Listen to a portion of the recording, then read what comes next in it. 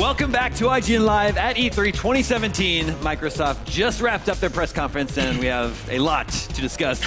Like the fact we have to say Xbox One X instead of Scorpio. I'm Damon Hatfield, and joining me once again is Ryan McAfee, Gav Murphy, Alana Pierce.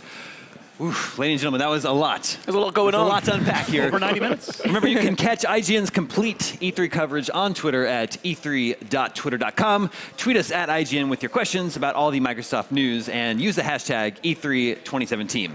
We'll answer your questions live on the air, so proofread that stuff. Okay, let's talk about what we saw. Microsoft came out swinging, promising 22 exclusives during the show. We got to start off with the name. Yeah. Xbox One X. Ryan, you called it, at least in terms of it not being called Xbox Scorpio. Yeah, I know. It just Scorpio would be such a weird name to any mom or dad trying to go in and buy a console for anybody, for somebody in their family. X doesn't necessarily tell you a lot about what it is as well, but it's people have pointed out to me on Twitter, I'm a big fan of Tesla, and they have an S and an X. So I guess now the next Xbox needs to be the Xbox 3 to just keep the parallel going. But it that's sounds not naughty. It sounds dirty, like Xbox One X. Like it sounds like what everyone's Hotmail address was when they first got a Hotmail address, like _XXX. Yeah, I'm sure we'll be seeing a lot of that. I don't know, but you talk about mom and dad going in to buy an Xbox Scorpio. I wonder if calling it the Xbox One X causes confusion for people. My kid wants an Xbox. Which one, X or an X? The expensive one or the not probably the cheaper. The name doesn't really move my needle one way or the other. Right? It's just like, I don't think it's terrible. I don't think it's great either. Yeah. It is what it is. Alana, what do you think of the name? Yeah, I don't feel negative about it, but I do think that it doesn't do a good job of telling us what it is at all. So yeah, I think there's going to be a lot of confused people, and especially with the S being so small and so awesome. It's like I don't understand why anyone would get the X, but then they said it was smaller. So if we can physically see it, having that comparison might make a difference. And I could have seen, I see the problem in calling it Xbox One 4K, because it would seem like you had to have a 4K TV to use it, but they spent the whole conference doubling down on this is native 4K, you can play everything in 4K. That would have seemingly been a little clearer than Xbox One X, but again, it's fine. Yeah. Sure. It's fine. One quick note, we are going to have the Xbox One X here on the stage at 6:30 p.m. Pacific. I believe, Ryan, you're going to be sitting in on that discussion with me, so please look forward to that. To show off the power of the Xbox One X and those 4K graphics, we got to look at Forza Motorsport 7. Alana, first impressions. I, at this point, cannot tell the difference between cars in-game and in real life. Yeah. I've definitely hit the point, especially with that GTR, where I was like, I can't believe this isn't real. In the rain, it looked absolutely beautiful. Didn't tell us entirely what we're going to be doing in the game, but I expect it's going to be a classic motorsport game. We saw two very, very different environments, and it looks great. Ryan, how about you? Yeah, I mean, we get the sexy Forza trailer every year, and the game turns out, plays well, and looks good every year. I don't think I would have picked this to lead with as the first, like, okay, Scorpio, here's the first game we want to show you. But I mean, it's going to be really good, and it's going to look really good. But there's something maybe not so sexy about a Forza game, in the sense that as far as showing it off on an E3 stage, like, man, I totally disagree. Great. No, I think like the way that GTR looks, like, it's such a beautiful car, and seeing it in the rain on the track, like that, I love that. I think it looks awesome. Like, it does look really good, but I do kind of see the point, like, because I was watching it, and I'm not into, like, car games at all. So I was watching it, and I was kind of, like, lost for a bit, going, yeah, this looks really nice, it looks really good. I didn't notice that Dan Greenwald seems to have a lot more hair. Like, maybe because the Scorpio, well, the Xbox One X is, like, powering his hair now. He's got way more hair. That's really good. We did get to continue our tradition of a car on the stage at Microsoft. They announced a car on the stage this year. It's crazy. Announcing cars. Was that one of the 22 exclusives? Yeah, I think that counts. So Ryan, to your eye, do you not see a lot of graphical improvement with? No, I mean, it looks incredible. I mean, the thing is, Horizon looks great. It's a 30 frames per second open world game, at least on the Xbox One. We'll see what they do with the X. But Motorsport is a closed circuit track racer that they dial it up to 60 and make it look and run well. I mean, this is going to be stunning for sure when we get a look at it, which we should be hopefully seeing it tomorrow, and then we'll have coverage on IGN immediately thereafter. Yeah. Also look forward to that. Oh, also Forza is also going to be on the show tonight. Even along better with the Xbox One X. So, I know, Gav, you're saying you weren't a big car guy. Yeah. Were you impressed by what you saw of Forza? Yeah, I mean, it's a beautiful game. It's really, really nice. Like, I think I've been saying Porsche wrong this entire entire time. I have no idea you meant to say Porsche. Don't start the eternal Porsche versus Porsche debate. That's, we don't have time for that. Well, apparently, I've been saying Mojang wrong this whole time. Oh, really? Also. God, guys. We also got our first taste of Metro Exodus, a new Metro game, which is open world and set to debut next year. Now, this game looked super beautiful. It's amazing. If the game actually ends up looking like what we saw today, I mean... Yeah, they said in-engine, but that can always, with marketing, like that can always be dicey. That's I tweeted this, a similar sentiment, Damon. If it actually looks like that on your television with your controller in your hand, then my goodness, that's one of the most visually impressive games and certainly shooters I've ever seen. Absolutely. I mean, I just want to say I think that's one of the best trailers I may have ever seen. And then it had no text, no dialogue, and just showed us exactly what it's like. And knowing the Metro universe, I mean, it looks... I want to play it. I think that was my favorite trailer of the show. The game literally, except not literally, spoke for itself. It did, right? yeah. The game literally maybe spoke for itself. Yeah, Gab, what'd you think? Well, that's the thing. I never played the Metro games, but this looks amazing. As soon as it came on, it was like, this feels like a new thing. That's what I really liked about it, and it's obviously really new for me because I've never played the other ones, so it's fine. Yeah. But I think like when it gets into the actual fight thing, and like you push that giant rat monster thing over the cliff, I was like, this is amazing. It's so good. It looks like a lot of fun. So they gave us this footage without sort of any setup or explanation. Do you think the Metro name is well known enough that people actually know what they're getting into with this? I feel like it doesn't matter because, like, as I said, like, it's not well known to me. I know the name, but I've never played it. But I was still super excited by this just because it, as you said, like, it speaks for itself. It looks so cool. The lighting in this is incredible. Like right off the monster, what just happened when we shot the monster. Like that's where I started to go, oh man, this is something else. It does look next gen, doesn't it? Yeah, it's an interesting thing to say, and I think it's in terms of like whether the Metro name means anything. I think with what this is, the way this trailer is made is it's really appealing to people who may have never played a Metro game. And I think it'll appeal just as much to people who love the Metro franchise. What was the last Metro game? Can you remember? Last 2034? Oh, I'm sorry. You're right. Yeah. And I think it was maybe 3 years ago. Okay. It's been a little while. Yeah. It's been a while. And these are post-apocalyptic games. Very heavy on survival, and some like psychological trippy stuff in there as well. They're fascinating, like really interesting journeys. I like them a whole lot. Yeah, you mentioned the survival. We saw examples of how ammo is very scarce, right? You have to pick up your arrows from anything. You have to manage your filters for your gas masks. Like it gets pretty intense. Yeah. If you had to guess what the subtitle Exodus had to do with, what would you say, Ryan? I guess you're trying to get out of some horrible place, I suppose. And you and maybe whatever's left of humanity. I think in the previous games, because I've only dabbled a little bit in the previous one, you're kind of stuck in like the underground, like the subway tunnels, You're in the Metro a lot. Yeah. That's the name. Yeah. But I actually, with the name, was kind of wondering if the name Exodus could have been intentional to make you associated with Xbox One X. That's actually a really good point. I don't know. But that's what I was thinking. Yeah. There's lots of X's going on, isn't it? Did they give us a release window for this thing? Did they say 2018? Yeah, I believe so. Nice. We'll have to wait and see. And Gav, you've never played a Metro game before. Yeah. Never. But this has piqued your interest. It looked like a lot of fun, man. I think, like, the giant rats things, I don't know what's going on there. I have no idea, obviously, what's going on in this world. But, yeah, like I say, I'm into it. I think it looks really, really good. Is it going to be like an open world game with the other ones open world? Or I would kind of. It's in between, Okay. You had some freedom there. Yeah. Right. This one looks like it might be true open world, so. Yeah. We also finally got our first official look at Assassin's Creed Origins during the show, and it's being touted as the beginning of the Brotherhood. Yeah. Were you guys impressed by what you saw? It's like the hippo. Like the big old hippo going mental. I was like, that's really good. What about the giant snake? Oh, that was the seller for me. That was the thing that I was like, oh, this looks like it's actually going to have a lot of mythology in it. That looks really, really cool. The idea of big boss battles in an Assassin's Creed game, sign me up for that. That sounds great. The series has never gone into like fantasy like that. So that makes me wonder if that's like a dream sequence or a drug-induced Well, I vision. mean, the Apple of Eden isn't exactly something that makes sense. Well, so they've dabbled in it a little bit, but I'm thinking now, you know how we had all these leaks for Assassin's Creed? It's possible that Microsoft were the ones that didn't want Ubisoft to announce because they wanted that exclusive gameplay reveal on their show. Right. So it's not like Ubisoft was like, let's not announce it. It was maybe a Microsoft call. Yeah. I also thought this visually looked fantastic. Like to me, you can see the high budget on the screen in this game. It's just like, wow, like a lot of money went into this, and it's all on the screen. The guy's got a really sexy voice as well. Like, he's got a really lovely voice. I totally agree. Big fan of that. Really good. Actually, we have Marty Sleva. Our Marty Sleva standing by. Okay. to share his impressions of Assassin's Creed Origins. Marty, Hey, what'd you think? I thought the reveal was super cool, but also Alana and I got to play the game a couple hours ago, actually, running on the Xbox One X. Ryan, you got to play it too, right? Little bit, yeah. And so I played about an hour of it, and honestly, you could totally tell that this is the Black Flag team. It's this giant, awesome, really just rich flora and fauna, diverse open world.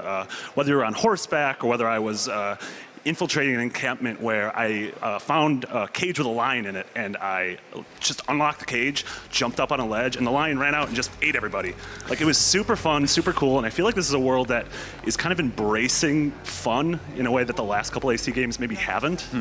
Yeah, I straight up, when I started playing, just jumped on a boat and kind of went sailing for a while, jumped in some water and found some treasure underwater. So it's really, really pretty and very dense. And I think a little more interactive. It seems like a lot of the people you pass by in villages are actually reacting to your presence or saying things to you. And I guess that's tied to it being his hometown.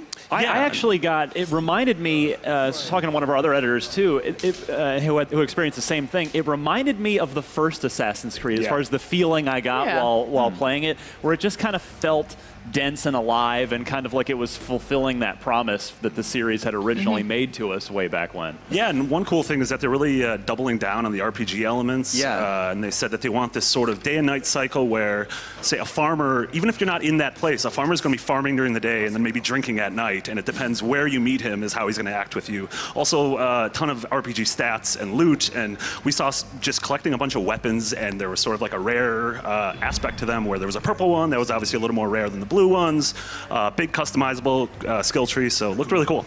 So you got the sense that taking a year off has been good for Assassin's Creed?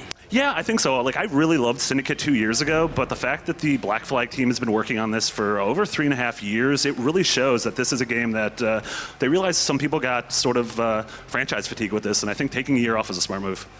One aspect of Assassin's Creed we're all wondering is still in here. Is it just the animus, the trappings of the modern day sci-fi stuff? Do you get any sense of that? Got zero sense of that. They really said they wanted to sort of double down on the historical aspect and the mysticism. So you saw that giant spooky basilisk, but they also said they're going to delve into mummification and the pharaohs and pyramids and everything. So this being the one that takes place the furthest back, I feel like we're going to focus a lot more on the origin of the Assassin Brotherhood than any sort of modern day Desmond stuff.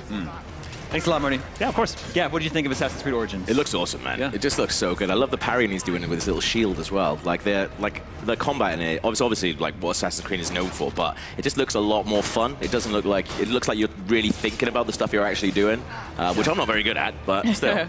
I love that arrow shot in the trailer where it just kind of and it follows him. That's awesome. Yeah, it seems like right here you have some control over the arrow. That's cool. Yeah, very cool. All right, we do have to take a quick break, but our Microsoft post-show continues in just a minute.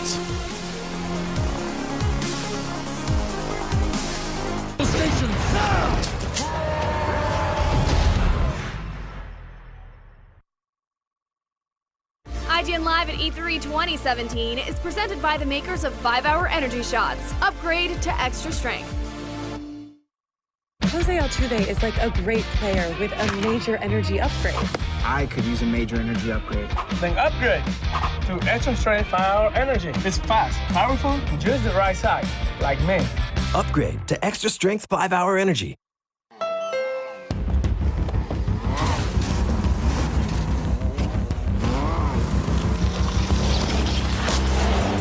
There's a challenging spirit within Honda. It gives us the courage to go faster and the thinking to make it real.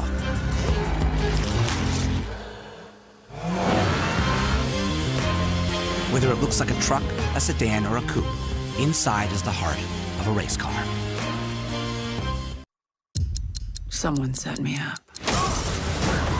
Someone from the inside.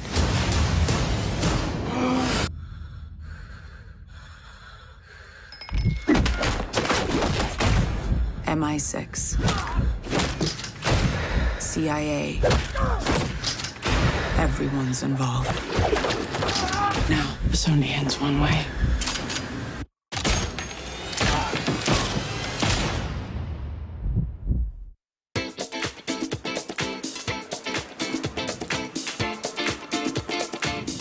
Welcome back to IGN Live at E3 and our Microsoft post-show. We were just talking about Assassin's Creed Origins. Another big announcement from the show, PlayerUnknown's Battlegrounds is coming exclusively to the Xbox on consoles. Is that a big deal for Xbox, you think, Ryan? It's a nice get. I mean, that game is absolutely exploding right now on the PC. Sure. Everybody on my Twitter feed can't stop talking about it. I still want to try it. I haven't had a chance to try it out yet.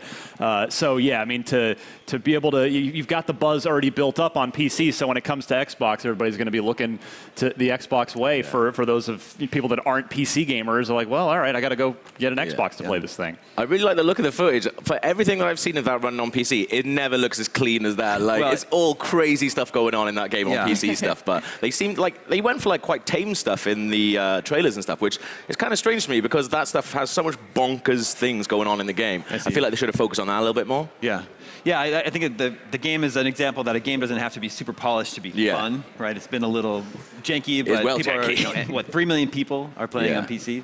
I don't know, Alana, have you played it? Yeah, and really enjoy it. Yeah. The one thing I'm just wondering about is they said launch window exclusive. So does that mean it's going to stay Xbox exclusive, or maybe for the first year? That's the new way of saying timed exclusive. I think so. Yeah, that's the way they get around it so people don't realize. So I'm not actually sure because the very end card said exclusive on Xbox, but at the start it said launch window exclusive. And then when console launch exclusive wears it out and everybody figures out what it means, they'll switch to some other term to try and fool you into thinking it's actually exclusive. Yeah, totally not sure about that, but even so, I think this is a really good get for Microsoft. And with the way games like that move so fast, you know, we had DayZ, H1Z1, PlayerUnknown. Like they move so quickly that maybe by the time it comes out on PlayStation, it won't be as relevant. So I think it's a good get regardless. Absolutely. Yeah. Oh, did they say a release date, release window for? They said the end of the year. The end of the year. So they'll be there in time for Xbox One X as well. And that's a game that can really shine on Xbox Live, I would assume, right? Oh, of course. You gotta have it. Battlegrounds is a battle royale type of game. Can you give us a little bit of explanation on what the game actually is and how it plays? You effectively all have to run to a point in the center of the map and complete an objective. And that's the simple way of putting it, but it is incredibly chaotic and incredibly difficult because everyone's trying to do the same. It's sort of like if you put Hunger Games on crack and put it on a server. It's fast-paced, action-packed, and a ton of fun. And a lot of strategy as well. You can definitely stealth your way through there. I've tried playing it without killing people, and it's pretty much not possible. Just trying to be a pacifist didn't quite work out. Killing required. PlayerUnknown's Battlegrounds is coming to Xbox One. The Xbox One family as a console exclusive. It's already confusing. It's really confusing, man. We have a question from one of our viewers on Twitter that we can bring up right now.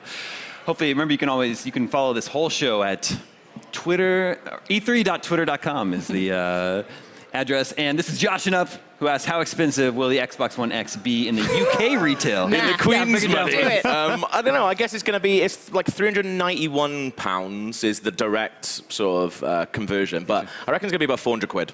I think, I would guess in Australia it's probably going to be around $650 or so. Yeah, so. $650 dues in Australia. Yeah, that's good. That's the national currency.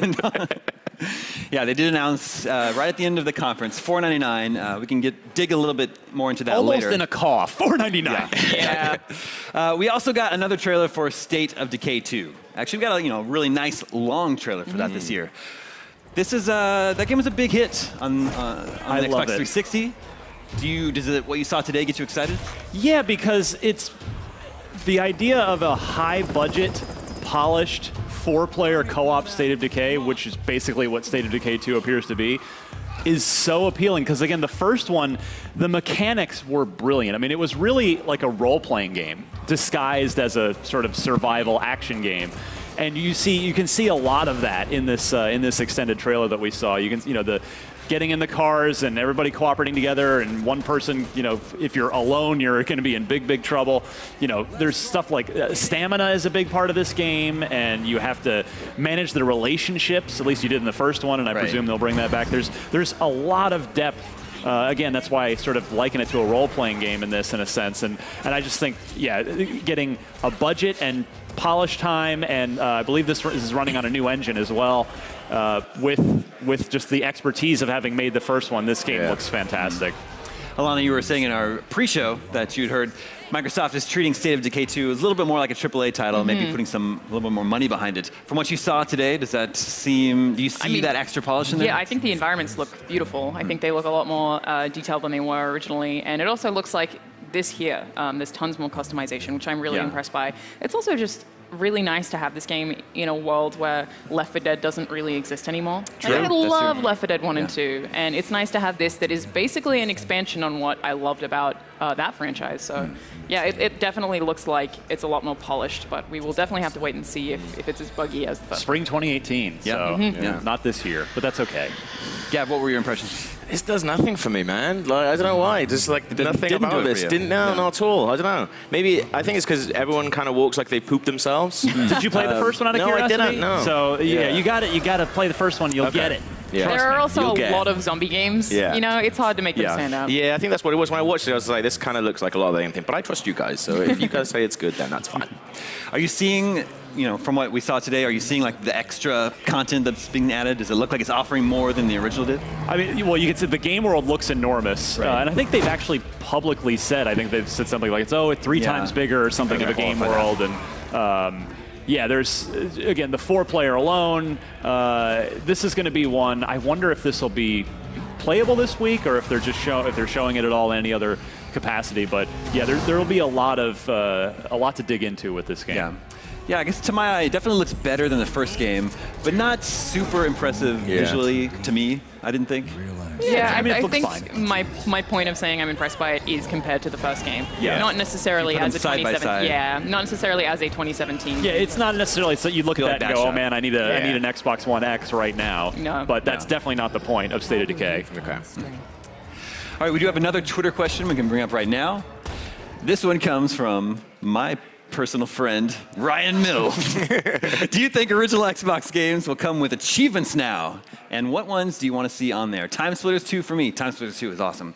Yeah, I don't know if we've actually mentioned this on the show yet, but they did reveal that original Xbox games are going to be backwards compatible on Xbox One. Yeah. That was the Which thing is I so wanted great. most from this Yeah, conference, you went honestly. crazy when they announced it. It was I was good. so stoked about it. The lady was fixing my makeup, and I was like, oh, I'm so sorry. I just held my face. I'm really happy about this. I definitely think that they will have achievements. I think that that's a really important part of Xbox Live now, especially with the way you can share achievements, you can see achievements, the new achievement tracking system. I think that that is something that's so integrated into the hardware. And it would also give people a really good reason to go back, either go back to those games or go check them out for the first time. Yeah. Like, well, if there's achievements, sure, I'll go check out Crimson Skies. I never played it back in the day. Yeah. So that'd be, I'm with you on that. Yeah, I just want Fable 1, Fable TLC. Oh yeah, that'd That's be my jam. amazing. Yep.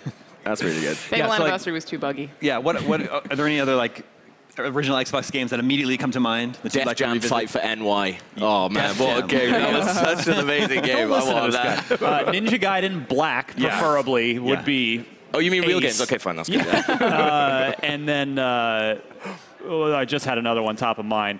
Breakdown's a cult classic, and I'm not going to get my hopes on that. But Splinter Cell Chaos Theory would Oh, you actually were be gonna the say other that, one. The other one. Yeah. That's I gave that game a real big score way back today, and I stand by it. That game's so fantastic. Yeah, we were getting set up here, ready to do this post show for you when they announced that. So I actually missed if there are any details about is the They'll library look limited. better. The games will look They are better. gonna look better. And I think that was really all they said, right? Yeah. So we don't know. Do you need the original disc? We talked about this on Unlocked, our Xbox Right, that's an podcast issue. Is last like if week. you need the disc, not that many people still have their original. And they're just Xbox. not in circulation, too. Yeah, so it's going to be hard to come by. so. Maybe they'll have to sell them on Digitally, yeah. Yeah, exactly. At least you could buy them. And hopefully they're Yeah. priced well. If they're $5 or $10, I will 100% buy, rebuy a bunch of old games. Yeah, well, I'm not sure. That might be a little low. Yeah. But I mean, it would be great for us. Don't say that. Don't let Microsoft know that's okay. I'm not approving it. I'm just $10 is fine for Def Jam Fight for NY. I'll tell you that. Damn it. an announcement like that, pleases current Xbox owners. But do you think it moves the needle for people who don't own an Xbox? No, that's 100% existing, thanking your existing player base thing to do. And that's okay. I kind of feel like that's a lot of what the conference was. It was a lot of things that are for people who own Xboxes already and not necessarily to draw new people in. And I think that that's an okay place for Microsoft to be. Yeah. But I don't know if there was anything there that I would buy an Xbox for if I didn't already have one. Yeah. And, well, they didn't say Def Jam Fight for NY, so fine, I can tell you're very excited about Def Jam 5 for NY. It is a nice feature that PlayStation doesn't have. Right? True. Yeah, and it means the game library is enormous. Yeah. All right, during the show, we did get an extended look at Rare's Sea of Thieves, and for me, that footage that we saw today really got me on board. Yeah. I wanted to high-five someone when this was going. First of all, I thought the presentation of this extended demo was great, where they had a professional, humorous narrator compared to the sort of chaotic, four-player shout fest that they did last year. Exactly. So I thought this was a great way to walk you through the game, and it showed off everything, Alana, that you and I have been wanting to see from this game of treasure hunts and things on land and undersea things and just other than we didn't really get to see the outpost. They mentioned it, then we didn't see sort of the NPC go back to an island thing. But well, I think we also got an idea of what quests will look like. Yes. That's the one thing I want to know what you do as main quests or if there is a main storyline. One thing I think is missing still is I want really entertaining NPCs. Yes, I agree. Haven't seen too many of those, but I do think that we might get quests as a treasure map, and with the way that cave that they went into a cave, and then it seemed like leaving the cave things were scripted. So that is a quest. That isn't just an open world thing that they happen to stumble across. I think that is totally a scripted exit. So also, can we talk about the fact that you can get inside the cannons? That was great. That was amazing. And I thought for sure they teased the Kraken there on that cave painting, and we know the Kraken's in the game. Right. And I thought for sure that that would be how the demo ends, would be with the Kraken. But I guess gotta wait. We'll just keep waiting a little longer. It's okay. It's like the first time that I've actually got a sense of what you actually do in the game, which I think that was a really, really good thing. I think even though the guy kind of got on my nerves a little bit, like the Scottish dude, like talking over it, you actually probably not in the final game. Yeah, probably not. Just talking over everything. In the collector's edition. He'll come home to your house and narrate the game for you. That'd be really lovely. But yeah, it was like for the first time I was like, oh, this is what you're actually going to be doing in the game. This is awesome. I really want to do this. And like that was the first time I've got that sense from it. I don't want to get you guys too excited, but we have Fran Mirabella III standing by over in the IGN newsroom for more on Sea of Thieves. Fran, what'd you think? Damon, yeah, you probably know this as I was shouting it across the office before we left. This is my most anticipated game, I thought, of the year. Turns out it's early 2018, so that was the first big disappointment, but actually I'm super excited based on the footage that they showed. I heard you guys talking about it. Yeah. You see the treasure quest, as Alana was talking about.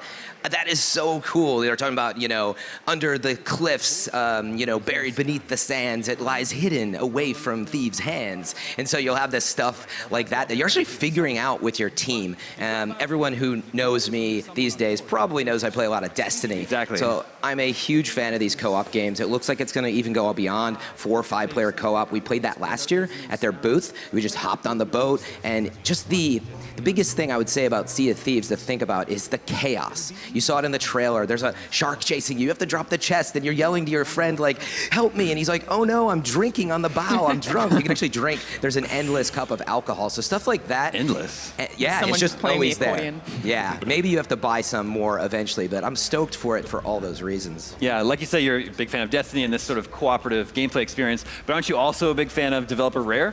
Oh, yes. I mean, yes, I've been following Rare or Rareware since the 90s. They made Donkey Kong Country, GoldenEye, Banjo-Kazooie, and one thing I've been thinking about a lot with Rare, not that they've ever been gone, but more than ever, I would say they're back. Sea of Thieves has that classic Rare humor. It's got the musical cues that we know they're famous for. If you've played Banjo-Kazooie, you know what I'm talking about. So it has all those pieces that Rare brings to the table, and that's what I'm feeling. Rare is back, and I'm super excited for Sea of Thieves. Cool. Thanks, Ram. Yeah, Sea of Thieves is out next year, and I finally feel like I've got a good idea of what the game is, and I feel like I'm totally on board. We also got a new look at Crackdown 3 with a whole bunch of Terry Crews screaming at us. Terry Crews is in the game. Well, no, I don't think so. Oh, you don't think so? Because then when they cut to the gameplay montage, it was other characters that were definitely not Terry Crews. I think this I don't think we were Terry Crews. I thought maybe he was going to be like giving you missions or do the tutorial or something.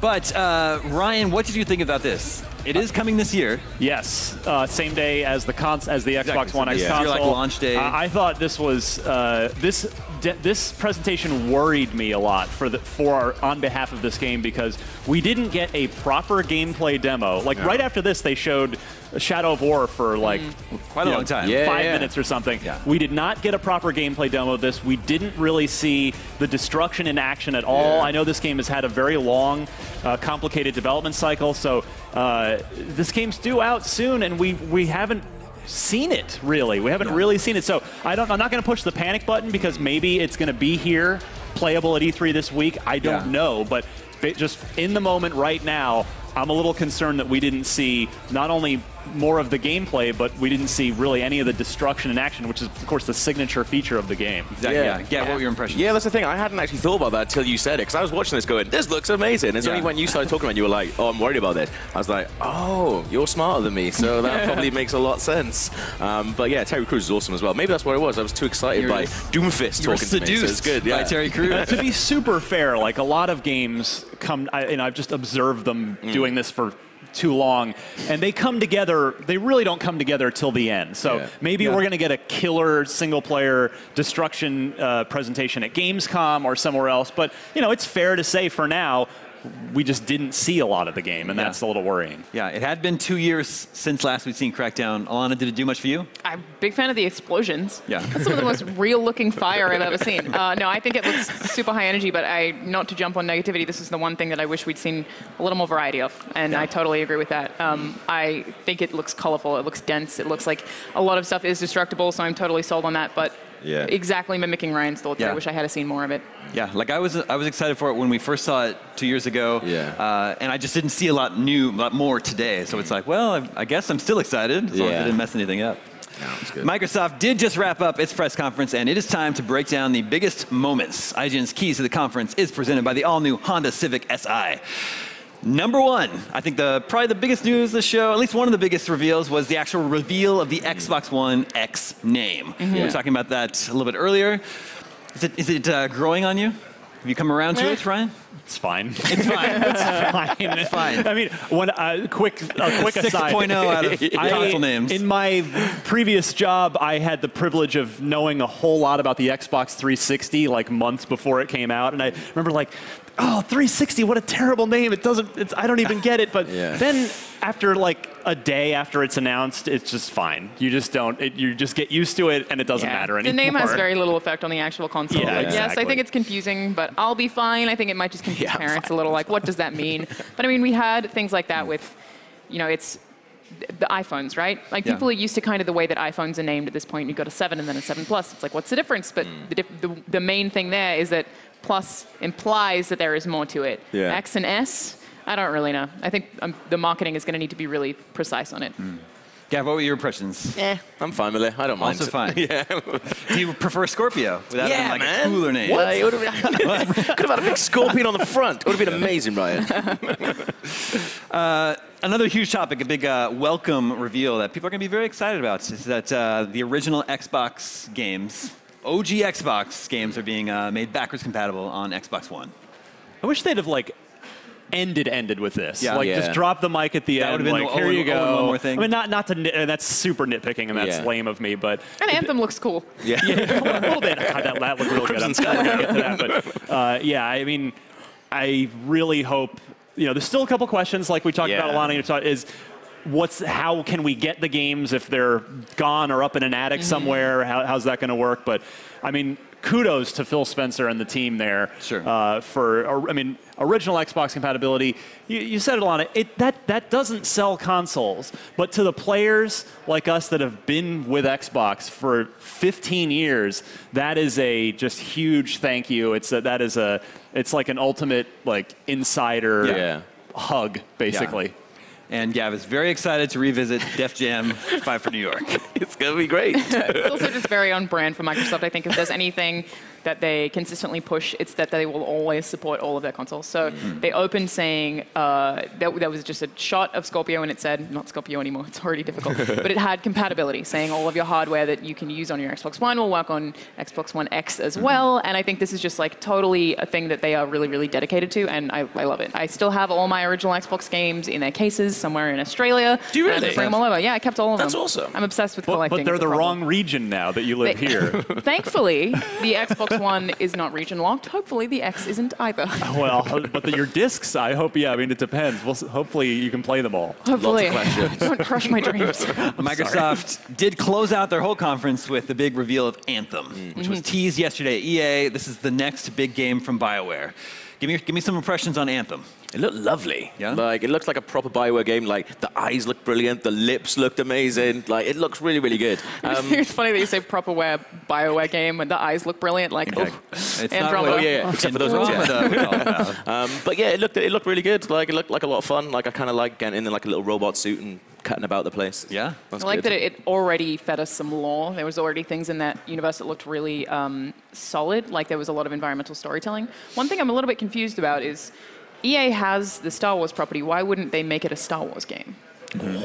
Well, because that deal will eventually expire. It was a 10-year licensing deal, and this they can own forever. For a long time. And keep all the money. It just seems very odd to make another sci-fi game that isn't a Star Wars game when they're coming out with something. You're saying, which, by the way, I'd be totally on board with, you'd have rather this been Star Wars Knights of the Old Republic 3. Yeah, that's exactly what I'm saying. I'm with you on that. But no, I thought it looked fantastic. That was one of the most visually impressive demos. It was a meaty gameplay demo. And, I mean... The jetpack. Yes. The jetpacking under things through a forest. Yeah, if it's, like I think we talked about in the pre-show, if it ends up being a Destiny-like game but with a high-quality BioWare story on top of it, count me in. That sounds fantastic. Well, we saw the Destiny-like gameplay. We haven't gotten to see any of the, like you mentioned, the story. What we saw looked beautiful and looked cool, but I wasn't able to see the BioWare DNA in what we saw today. So like the chatting and stuff like that, so between them, and like I guess you didn't get to see anyone like chatting with like NPCs or anything like that either. So I guess that's what we want. You didn't get to romance anyone. You didn't get to romance anyone. No nice kisses. Come on, guys. It's only like an 8-minute demo. Cut to the kisses. It takes. You gotta give that time. Give the people what they want. The people want nice kisses. I think we have to take a quick break, but we will be back with more from IGN Live right after this.